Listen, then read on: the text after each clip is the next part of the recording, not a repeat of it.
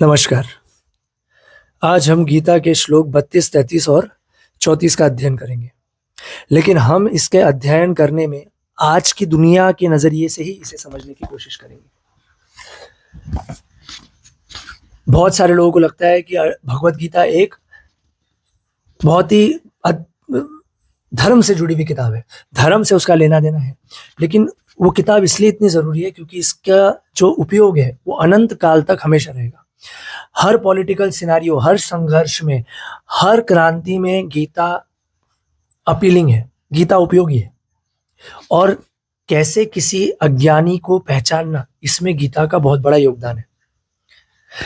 पहले अध्याय में अर्जुन का जो सवाल है, इस सवाल में अर्जुन की अज्ञानता भी छुपी हुई है और अर्जुन की अज्ञानता का उपाय भी छुपा हुआ है। इसलिए पहला अध्याय जरूरी है।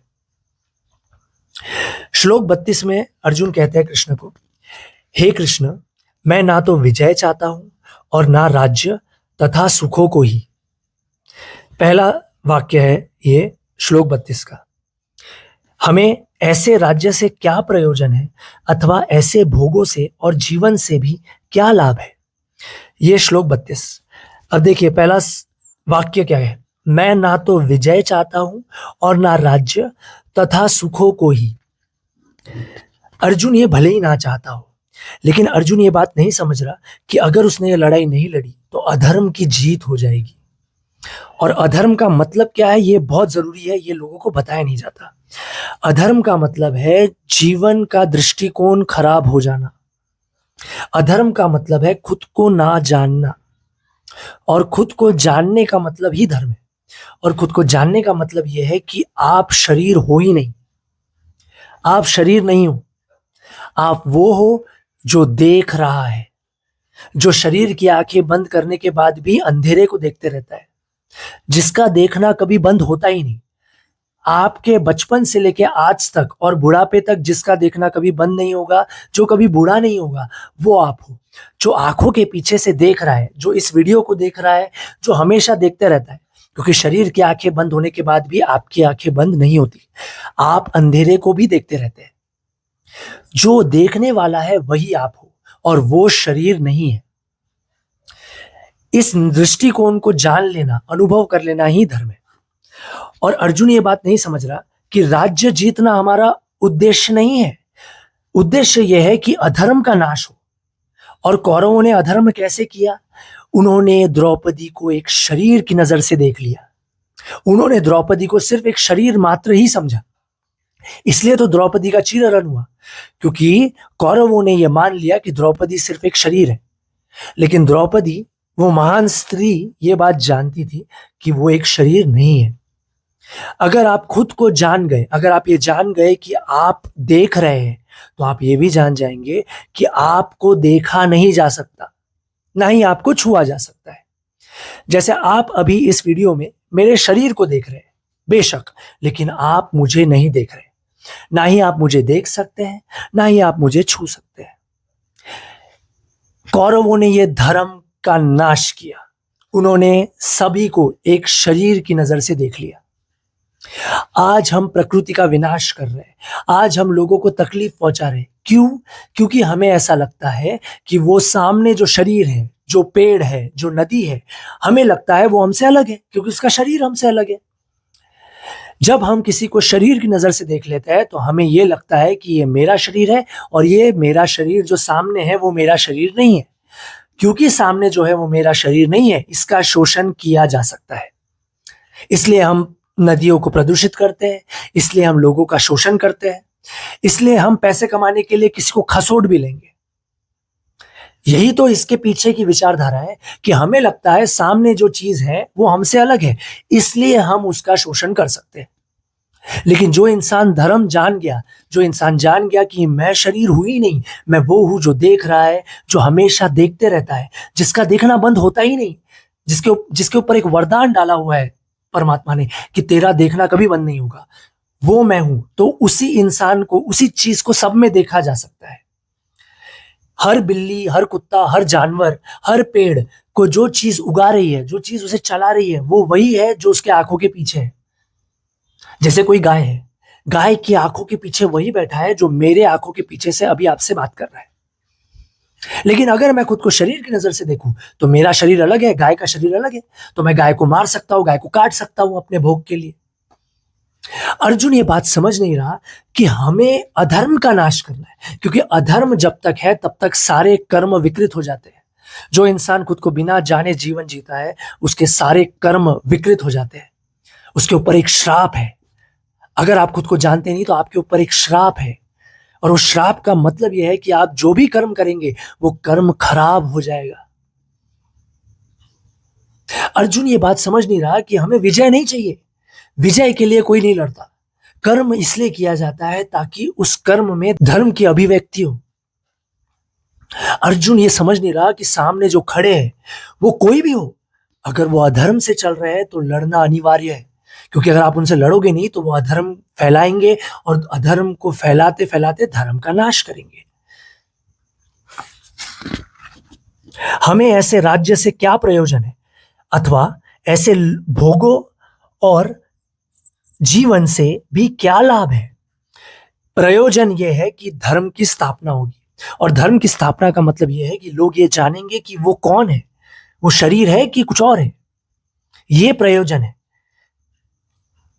एक वक्त था भारत में जब ऐसा कोई इंसान नहीं होता था इस पूरे भारत में जो खुद को जानता नहीं था। सब ज्ञानियों का देश था ये।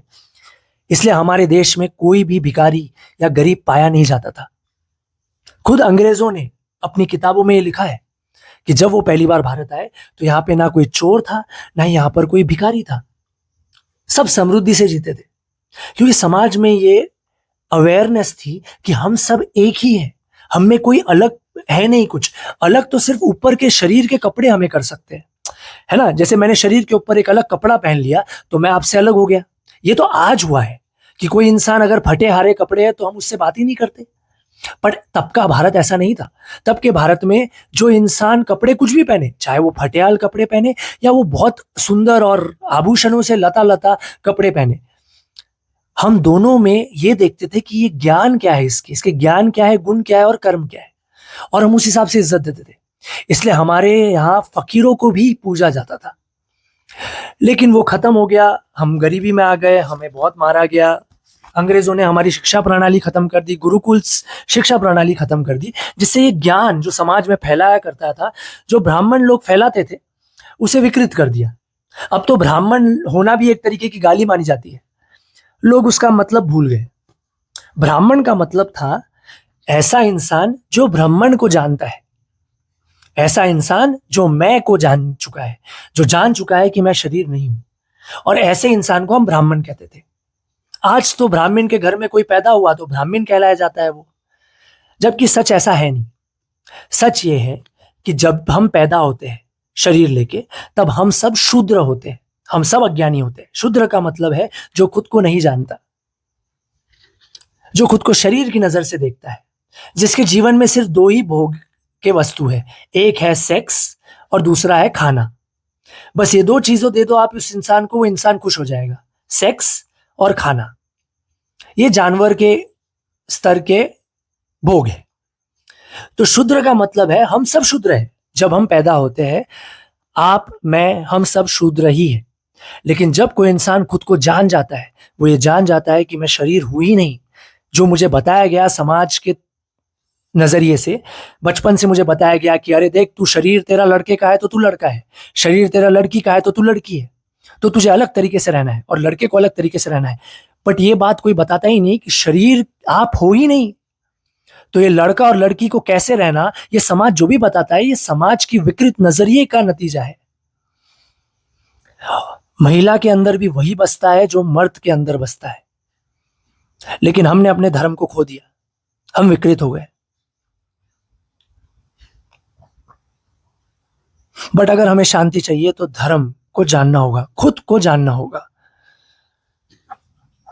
तो प्रयोजन इस बात का यह है कि अधर्म का नाश होगा, धर्म की स्थापना होगी, लोग खुद को जान जाएंगे, और खुद को जान जाएंगे तो उनके ऊपर कोई लिमिटेशन नहीं रहेगा, कोई भी बात बंधन नहीं रहेगा, क्योंकि बंधन सिर्फ शरीर के ऊपर लगा सकते हैं आप चाहे तो मेरे शरीर को काट सकते हैं, लेकिन मुझे नहीं काट सकते। मुझे काटने का कोई उपाय नहीं है। आप अगर मेरी गर्दन भी काट देंगे तो दो चीजें होगी, आप देखेंगे कि मेरी गर्दन गिर रही है, लेकिन मैं भी देखूंगा कि मेरी गर्दन गिर रही है।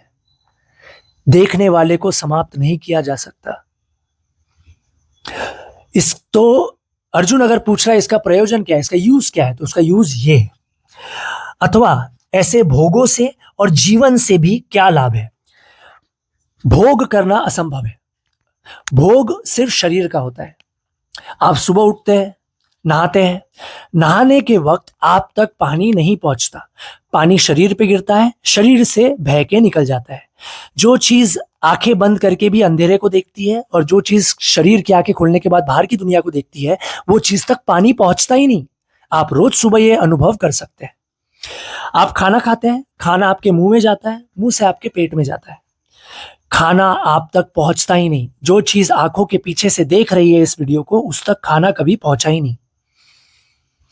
आप शरीर को एक जगह से दूसरी जगह ले जा सकते हैं, बेशक आप अपने शहर से हिमालय में जा सकते हैं, केरला में जा सकते हैं, यूएस जा सकते हैं, दुनिया के किसी भी कोने में जा सकते हैं, लेकिन आंखों के पीछे से जो चीज देख रही है उसको कहीं नहीं ले जा सकते। वो चीज हमेशा आंखों के पीछे ही रहती है। समझ में आ रहा है? भोग करना असंभव है आपके लिए। आप खुद को शरीर मानते हैं तो शरीर की चीजों के पीछे भोग करने के लिए भागते हैं, क्योंकि आपको ऐसा लगता है कि शरीर की चीजें अगर मैं भोग करूंगा तो मुझे शांति मिल जाएगी। जिस शांति के लिए मैं जीवन भर भटक रहा हूं, वो शांति मुझे मिल जाएगी। लेकिन क्या आपको कभी शांति मिली? क्या आपको कभी शांति मिली? आप भी ये बात जानते हैं कि आपको शांति कभी मिली नहीं, क्योंकि शांति बाहर की चीजों से कभी मिल भी नहीं सकती। क्यों नहीं मिल सकती? क्योंकि हमारा मन बहुत ही विकृत है। चलो समझ लो मेरी कोई इच्छा है, कोई मेरी भोग करने की इच्छा है। जैसे मुझे लगता है कि मुझे बाहर की एक गाड़ी खरीदनी है। ये बाहर की वस्तु है, शरीर के बाहर की वस्तु है। अब मैं सोचता हूं गाड़ी चाहिए। अब ये जो विचार है गाड़ी चाहिए, ये भविष्य का विचार है। अभी मेरे पास गाड़ी नहीं है, इसलिए अब मैं भविष्य की कामना कर रहा हूं कि चलो मुझे गाड़ी चाहिए। अब जब तक मुझे ये गाड़ी नहीं मिल जाती तब तक वर्तमान में मुझे शांति भी नहीं मिल सकती, क्योंकि जब तक इच्छा पूरी नहीं हुई तब तक शांति पूरी हो नहीं सकती। तो अब मैं भागूंगा, मैं मेहनत करूंगा गाड़ी पाने के लिए। मेहनत करूंगा कुछ साल, कुछ वर्ष, जितना कुछ महीने मैं मेहनत करूंगा। मेहनत करने के बाद, और मेहनत भी शरीर ही करेगा, आप मेहनत कर नहीं सकते, आप तक कोई चीज पहुंचती नहीं है। बट ठीक है, चलो आप मेहनत कर रहे हैं। आपने कुछ दिनों में पैसे इकट्ठा कर लिया और आपने गाड़ी खरीद ली।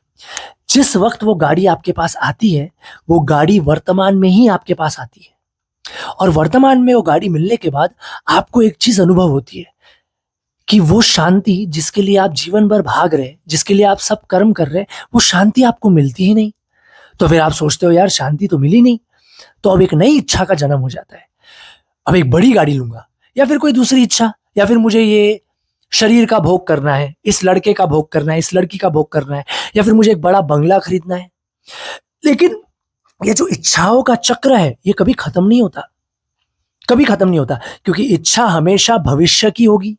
और भविष्य, अगर वो इच्छा भविष्य की है, इसका मतलब वर्तमान में वो इच्छा पूरी नहीं हुई, और वर्तमान में वो इच्छा पूरी नहीं हुई तो शांति नहीं आ सकती। और जब वो आपकी इच्छा पूरी होगी तब वर्तमान में आपको ये बात समझ में आएगा कि मैं इतना वक्त जब मैं इच्छा में डूबा हुआ था तभी भी तो वर्तमान था, और अभी भी इच्छा पूरी होने के बाद वर्तमान वैसा का वैसा ही है, कुछ बदला ही नहीं। तो इच्छा भी नहीं बदली और शांति भी नहीं आई। लोग ये बात समझते नहीं कि भोग करना असंभव है। भोग करना आपके लिए असंभव है। शरीर छू सकता है, शरीर चीजों का उपयोग कर सकता है, लेकिन आप तक कोई चीज पहुंचती ही नहीं। आप मेरे शरीर को मार सकते हैं, मुझे नहीं मार सकते। उसी प्रकार इस दुनिया की कोई भी चीज मुझ तक पहुंचती ही नहीं। इसलिए दिगंबर जैन साधु जो सत्य जान जाते हैं, कपड़े पहनना छोड़ देते हैं। बहुत सारे लोग हैं जिनको आपने भी देखा होगा, जो शरीर पे कपड़े पहनना छोड़ देते हैं। वो शरीर पे कपड़े पहनना इसलिए छोड़ देते हैं क्योंकि ये बात समझ जाते कि कपड़े तो सिर्फ शरीर पे ही चढ़ सकते हैं। द्रौपदी को भी ये बात मालूम थी कि शरीर के ऊपर साड़ी चढ़ा सकती हूं मैं, मेरे ऊपर तो कोई कपड़ा चढ़ता ही नहीं। तो तुम शरीर के कपड़े उतार भी लोगे तो भी कोई फर्क नहीं पड़ता, क्योंकि मेरे ऊपर से कपड़े कभी उतरते ही नहीं। इसलिए दिगंबर जैन साधु कपड़े पहनना छोड़ देते, क्योंकि वो समझ जाते कि तुम मुझे नंगा कर ही नहीं सकते। जो चीज पे कपड़े नहीं पहने जा सकते उसको नंगा कैसे करोगे। तो जो इंसान खुद को जान जाता है, ना आप उसको डरा सकते हो, ना आप उसको शर्मसार कर सकते हो। ये ताकत है। तो भोगों से क्या प्रयोजन है, इसका भी जवाब अगर आसान शब्दों में दूं तो इसका मतलब है आप इस समाज में और इस दुनिया में धर्म की स्थापना कर सकते हो और साथ में अधर्म का नाश भी कर सकते हो। और जीवन से भी क्या लाभ है? जीवन का कोई लाभ नहीं होता। जीवन अपने आप में ही एक बहुत बड़ा पुरस्कार होता है। जो इंसान कहता है कि जीवन का क्या उद्देश्य है, वो जीवन को समझता ही नहीं। एक छोटे से बच्चे को आप देखिए, या फिर एक ज्ञानी पुरुष को देखिए जो बूढ़ा हो चुका है शरीर से। कोई भी छोटा बच्चा जो 3 महीने का है, 4 महीने का है, वो भगवान से बहुत जुड़ा हुआ होता है। आप देखिए कोई भी छोटे बच्चे को, वो वर्तमान में ही जीता है। वो कभी भी ऐसा नहीं करता कि अरे भविष्य का क्या, अरे अभी कल क्या होगा इसकी चिंता करते हैं, अरे कल क्या हुआ था, कितना अच्छा हुआ था, आज ऐसा क्यों नहीं है। ये सब कोई बच्चा नहीं करता। हर बच्चा एकदम वर्तमान में रहता है। उसको वर्तमान में ही रहना आता है। क्योंकि वो वर्तमान में रहता है इसलिए वो परमात्मा से भी जुड़ा हुआ होता है और इसलिए उसे चिंता भी नहीं होती। कोई भी बच्चा चिंता में नहीं पड़ता। चिंता होने के लिए विचार आना जरूरी है, और विचार हमेशा भविष्य का होता है, नहीं तो अतीत का होता है। वर्तमान में जीने के लिए विचार रुक जाते हैं। जो इंसान वर्तमान में जीता है वो विचारों में जीता ही नहीं। इसका मतलब ये नहीं है कि उसे विचार नहीं आते, विचार आते हैं, लेकिन जब वो जीवन में कर्म करता है, जीता है जीवन, तब वो विचारों में नहीं रहता। अगर वो खड्डा खोद रहा है तो वो खड्डा खोद ही रहा है। वो इंसान कभी नहीं कहेगा मैं खड्डा खोद रहा हूं, क्योंकि मैं खड्डा खोद रहा हूं एक विचार है। वो बोलता नहीं है, क्योंकि हर शब्द एक विचार है। अगर मैं आपको कहूं हाथी, तो आप सबके मन में एक हाथी का विचार आ ही जाएगा। अगर मैं आपको कहूं बिल्ली, तो आप सबके मन में एक बिल्ली की चित्र आएगी ही, आप रोक नहीं सकते उसे। हर शब्द एक विचार को पैदा करता है। तो आप कोई भी बच्चे को देख लो और कोई भी ज्ञानी पुरुष को देख लो, वो ज्ञानी पुरुष आपको यही कहेगा विचारों से मुक्त हो जाओ। इसलिए गौतम बुद्ध ने कहा है परमात्मा को पाने का मतलब है, परमात्मा तो में तो मानते नहीं थे गौतम बुद्ध, शांति को पाने के लिए निर्विचार होना पड़ेगा। निर्विचार का मतलब है विचारों से मुक्त। और एक बच्चा, एक छोटा सा बच्चा विचारों से बिल्कुल मुक्त होता है, लेकिन फिर समाज उसमें अहंकार डालता है। समाज उसे कहता है कि तू शरीर है। समाज उसे कहता है कि अरे भविष्य की चिंता कर, भविष्य की विचार कर, भविष्य की चिंता कर। स्कूल भी यही करती है। स्कूल बच्चे को यही सिखाती है कि अरे बेटा भविष्य की चिंता कर, वर्तमान में मत जी। तो हम वर्तमान में जीने वाले प्राणी ही होते हैं, लेकिन समाज और हमारी स्कूल और हमारी विज्ञान और हमारी पढ़ाई हमें भविष्य में विचारों में जीना सिखा देती है। इसलिए हम ये सवाल पूछते हैं, जीवन का क्या उद्देश्य है? जीवन का उद्देश्य वर्तमान में जीना है। आपको उद्देश्य ढूंढने के लिए कहीं जाने की जरूरत नहीं है। इधर ही वर्तमान में, इसी क्षण में जहां पे आप ये वीडियो देख रहे हैं, इधर ही आपका सारा जीवन रुका हुआ है। कल कभी नहीं आता, कल कभी नहीं आता। आता है तो वर्तमान आता है, और अतीत भी नहीं होता। अतीत सिर्फ आपके विचारों में है, और भविष्य भी आपके विचार है, आपकी कामनाएं हैं, आपकी कल्पना है। जो इंसान सत्य जान जाता है वो विचारों से मुक्त रहना सीख जाता है, क्योंकि वो समझ जाता है कि विचार आपको वर्तमान से अलग करते हैं। अगर मैं किसी गुलाब को देख रहा हूं और मैं कह रहा हूं कितना सुंदर गुलाब है देखो, तो जब मैंने ये शब्द बोले कितना सुंदर गुलाब है देखो, ये शब्द बोलते वक्त मैं विचारों में डूब जाता हूं, क्योंकि हर शब्द एक विचार को उत्पन्न करता है। तो जो इंसान सच में वर्तमान में है वो फूल को ऐसे देखेगा कि मैं गायब हो जाएगा। वो इंसान ऐसा बोल ही नहीं सकता मैं फूल को देख रहा हूं, वो बस चुप हो जाएगा। वो वर्तमान में बस वो देखेगा। और बच्चे ऐसे ही होते हैं। तो अर्जुन के 32वें अध्याय में ये अज्ञानता तो दिखती है। अब 33 और 34वें श्लोक में अर्जुन कहते हैं, हमें जिनके लिए राज्य, भोग और सुखादि अभिष्ट है, वे ही ये सब धन और जीवन की आशा को त्याग कर युद्ध में खड़े हैं। गुरुजन, ताऊ चाचे, लड़के और उसी प्रकार दादे, मामे, ससुर, पुत्र, साले तथा और भी संबंधी लोग हैं। अर्जुन यहां पर कृष्ण को कह रहे हैं कि क्योंकि मेरे सामने मेरे अपने खड़े हैं, मेरे दादा, मेरे मामा, मेरे चाचा, मेरे ससुर खड़े हैं, मेरे सामने खड़े हैं युद्ध में, तो मैं ये युद्ध से भाग जाना चाहता हूं। मैं ये युद्ध को लड़ना नहीं चाहता। हमें ये युद्ध करके क्या मिलेगा? लेकिन अर्जुन ये बात नहीं समझ रहा कि उसके सामने जो भी खड़ा है, चाहे वो उसका चाचा हो, दादा हो, पुत्र हो, पोता हो, कोई भी हो, अर्जुन ये बात भूल गया है कि ये लोग अधर्म के साथ खड़े हैं। ये लोग खुद को तो शरीर मानते ही है, सबको शरीर की नजर से ही देखते हैं, क्योंकि जैसे आप खुद को देखते हैं वैसे ही आप दूसरों को भी देखते हैं। अगर मैं खुद को शरीर मानता हूं तो मैं सामने वाले को भी शरीर ही मानता हूं। अगर मैं खुद को देखने वाला मानता हूं, साक्षी मानता हूं, तो मैं ये बात समझूंगा कि इस दुनिया की हर चीज में वही बैठा है जो मेरे अंदर से दुनिया को देख रहा है।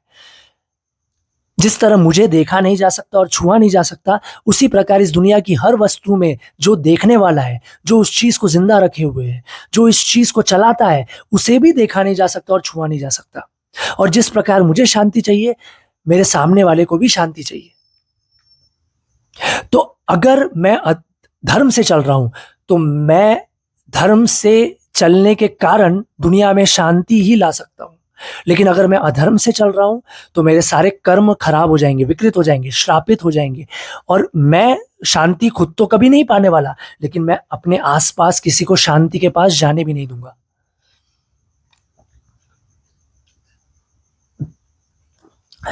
अगर आपके सामने आपके अपने खड़े और कह रहे हैं कि आप करप्शन करो, आप शोषण करो, आप प्रकृति का विनाश करो अपने फायदे के लिए, तो वो अज्ञानी है।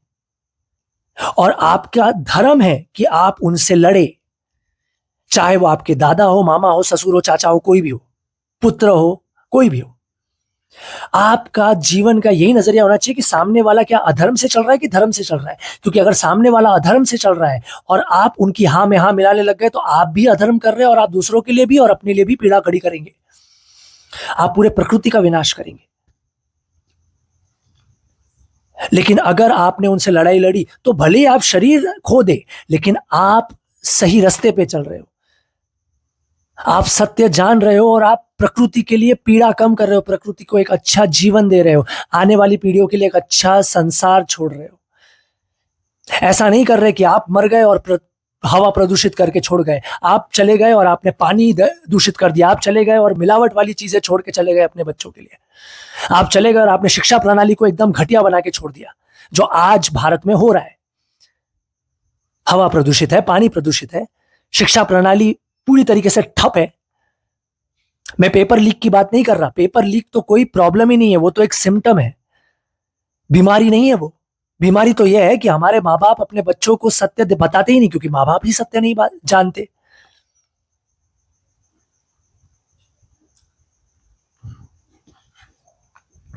तो अर्जुन अगर कह रहा है कि मेरे सामने मेरे अपने खड़े हैं तो मैं नहीं लड़ना चाहता, इसका मतलब अर्जुन अधर्म का साथ दे रहा है।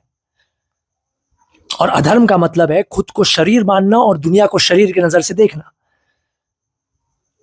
जो इंसान धर्म से चलता है वो सबके अंदर खुद ही को देखता है, और ऐसा इंसान किसी का शोषण कर ही नहीं सकता, कर ही नहीं सकता, असंभव हो जाता है उसके लिए, क्योंकि वो सबके अंदर खुद ही को देखने लग जाता है।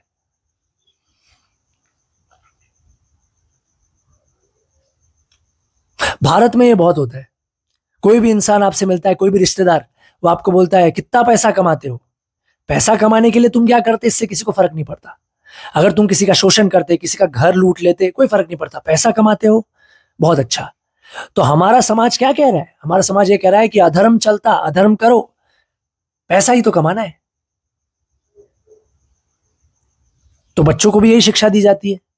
तो बच्चे सरकारी नौकरी भी करते हैं तो किसके लिए करते हैं? पैसे खाने के लिए।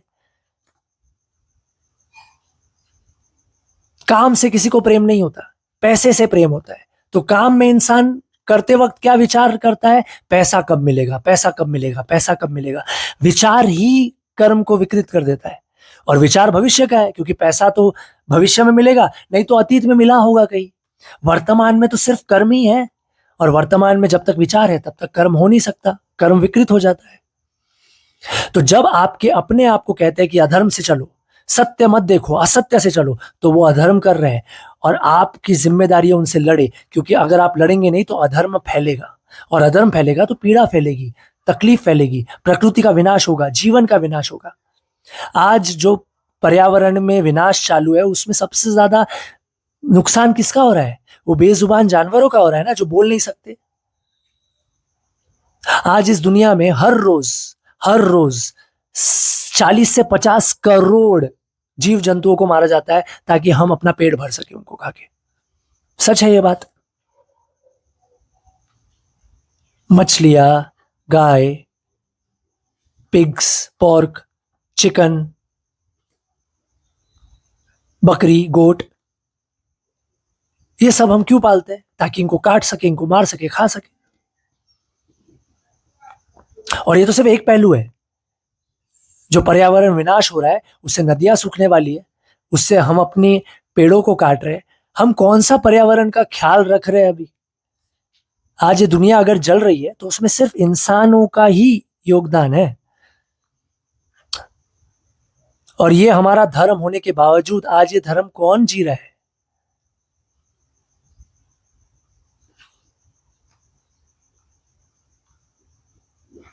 ये श्लोकों में अर्जुन हमारे बारे में बात कर रहे हैं। अर्जुन और हम एक ही है, और हमारी अज्ञानता को पूरा तरीके से मिटाने के लिए कृष्ण को अगले 17 अध्याय बोलने पड़ेंगे। लेकिन पहले अध्याय में ही हम सारी गीता को पढ़ सकते हैं, अगर हम सत्य को देखना चाहे तो। आज के लिए इतना ही। नमस्कार।